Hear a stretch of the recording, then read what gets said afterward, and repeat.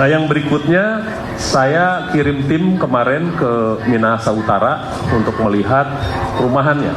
Ada 65.000 meter, 6,5 hektar, dimiliki 2 perusahaannya atas nama istri yang bersangkutan. Itu sudah ada di LHKPN-nya, sudah ada gitu. Jadi 2 perusahaannya. Yang bersangkutan ini melaporkan di LHKPN-nya punya saham di 6 perusahaan. Itu ada disebut nama perusahaannya apa saja, dan 2 dari itu punya yang di Minahasa Utara, perumahan gitu. Nah, kalau di LHKPN, kalau saya punya perusahaan, yang saya catat di LHKPN itu hanya sahamnya saja. Saya punya 50 lembar, 1 lembarnya 1 juta, berarti 50 juta. Itu yang dilakukan.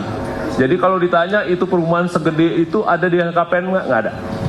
Yang ada sahamnya di perusahaan itu saja, itu atas nama istri, atau saham istrinya di perusahaan itu saja, gitu ya. Jadi perbedaan ini saya pikir secara teknis perlu diterangkan, karena boleh sebesar apapun perusahaannya, tapi kalau di LHKPN hanya nilai saham pendaftarannya saja yang pertama, gitu ya.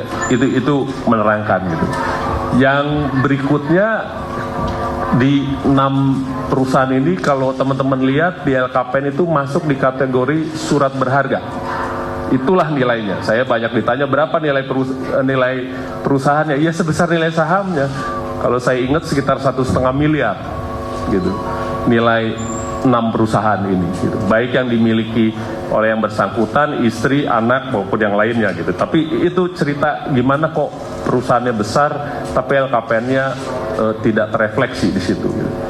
Nah, yang berikutnya sesudah dari Minahasa Utara, kita lakukan pemeriksaan lapangan, kita ke pemerintah daerah, kita lihat pendaftaran usahanya dulu gitu ya.